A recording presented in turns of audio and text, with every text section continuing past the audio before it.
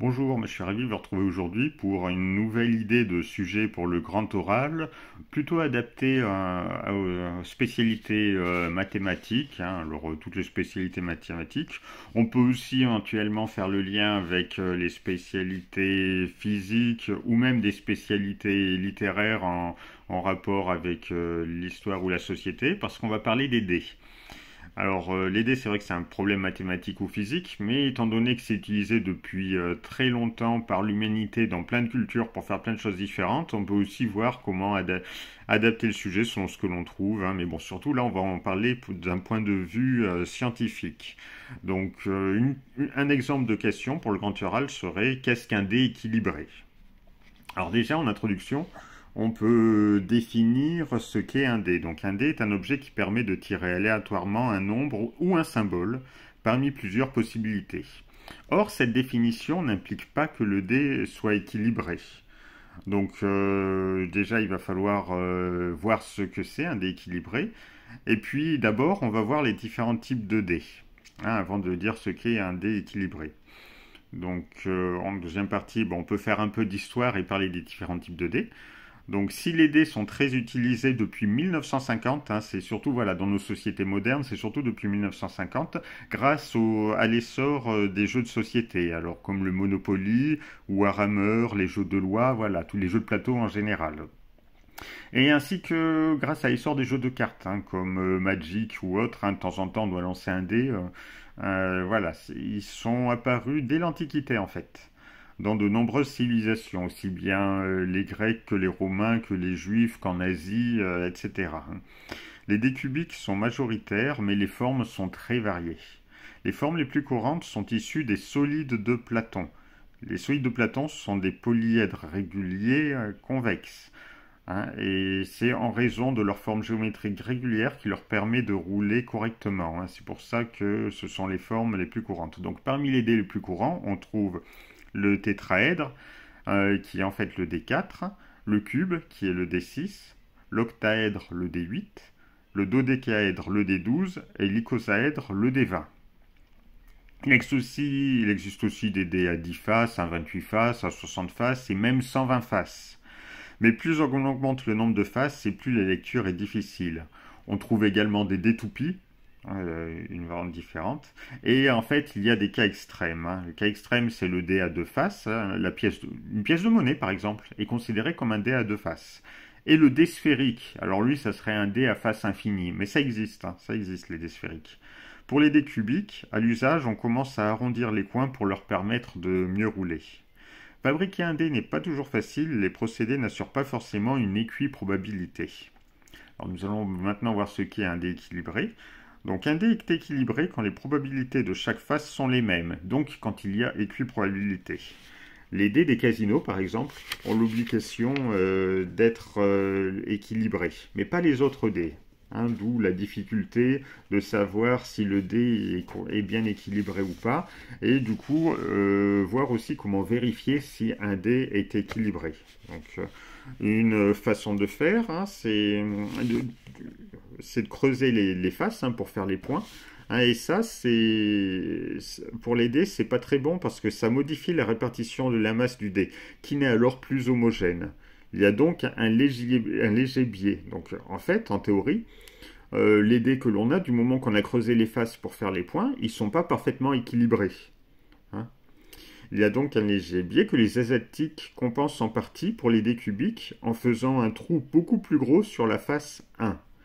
Les casinos remplissent les trous d'une peinture de même densité que le matériau utilisé. Comme ça, on se retrouve avec des faces qui ont toutes la même masse, donc la répartition est devenue la même. Donc eux, ils sont parfaitement équilibrés. Voilà.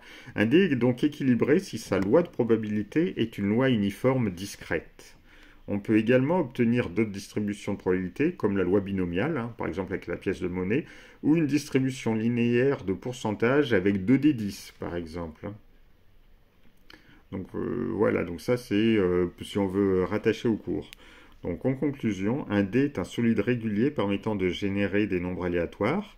Il est équilibré si sa masse est répartie de façon homogène, donc si les faces ont toutes la même probabilité, ce qui correspondrait à une loi uniforme.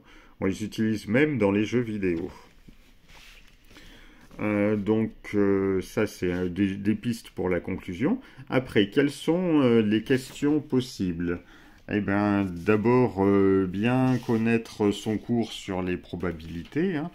N'oubliez pas dans le sujet d'essayer de faire quelques calculs de probabilité aussi, hein, c'est toujours important, même s'ils sont pas très difficiles. Voilà. Donc, ensuite, bien connaître les définitions de hasard et de phénomène aléatoire. On ne connaît pas à l'avance le résultat du tirage. Savoir le lien entre la fréquence et la probabilité. Si on lance un dé plusieurs fois, on peut calculer les fréquences d'apparition de chaque face. Si on répète l'opération un grand nombre de fois, les fréquences se rapprochent des probabilités, hein. C'est la loi des grands nombres, les lois de probabilité. La loi de probabilité, c'est un tableau avec en ligne 1 toutes les valeurs prises par x et en ligne 2 les probabilités associées.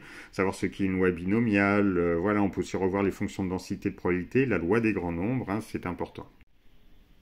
Alors pour ceux qui veulent creuser un peu plus ce sujet, hein, on peut revenir sur les polyèdres de Platon, hein. Ce sont les seuls polyèdres à la fois réguliers, c'est-à-dire que toutes les faces sont toutes identiques et régulières.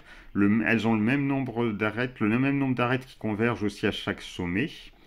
Et ils sont convexes, ces solides, hein. Si on prend deux points A et B sur le solide, le segment qui les relie est entièrement contenu dans le solide, hein. C'est ça que ça veut dire, hein. Donc on peut faire un schéma, hein, pour expliquer ça, il n'y a pas de souci. En dehors de ces solides, bien sûr, comme je l'ai dit, il existe plein d'autres cas, hein, plein d'autres dés, comme on l'a vu en exemple. Pour le dé sphérique, si on veut revenir sur le dé sphérique pour ceux que ça intéresse, en fait, le dé sphérique est muni d'un dispositif à l'intérieur. C'est une cavité ayant une forme précise dans laquelle roule une bille en acier, ce qui lui permet de s'arrêter sur une face en particulier, bien que les sphériques, on ne peut plus tellement parler de face, hein. Voilà. Et afin qu'elle s'arrête selon 6 directions possibles, hein, la bille. Voilà, donc ça c'est pour ceux qui veulent creuser. Donc fabriquer un dé n'est pas toujours facile, les procédés n'assurent pas forcément une équiprobabilité d'apparition de chaque face, hein. D'où la notion d'équiprobabilité et surtout l'envie de vérifier l'équiprobabilité. Donc ça, comment on va faire avec le dé? Ça, c'est pas trop compliqué. On va essayer de déterminer la loi de probabilité du dé en lançant le dé plusieurs fois, hein, un très grand nombre de fois en fait, il faudra faire un très grand nombre de fois, et en essayant de faire la fréquence d'apparition de chaque face. Et si on répète l'opération vraiment un très grand nombre de fois, on sait alors que les fréquences d'apparition vont se rapprocher des probabilités d'apparition de chaque face, et du coup si on trouve toujours à peu près le même résultat, ben c'est bon, le dé est bien équilibré. Donc voilà, ça peut être une façon de vérifier si un dé est équilibré ou pas. Voilà. Donc c'est un sujet en rapport avec les statistiques, hein, donc c'est un classique en mathématiques, hein. Tout dépend de la façon dont on le présente, hein. On peut faire un peu d'histoire. N'oubliez pas de faire quelques calculs quand même pour faire le lien avec le cours et de rajouter quelques définitions, bien être à l'aise avec les définitions du cours, hein, et ça devrait très bien se passer, hein. N'oubliez pas aussi que les questions peuvent porter sur tout et n'importe quoi. Hein, donc bien sûr, il faut être incollable sur le cours, aussi bien de cette année que de l'année dernière. Les noms des polyèdres, en fait, devraient déjà être connus depuis le collège, même si la plupart du temps, on n'en a pas entendu parler. Donc c'est pour ça, hein, on peut très bien vous les redemander, hein, donc essayez de les connaître, comme on peut vous demander des choses qui n'ont absolument rien à voir, assez peu de rapport. Voilà, donc ça pour les questions, c'est vraiment très ouvert et très large.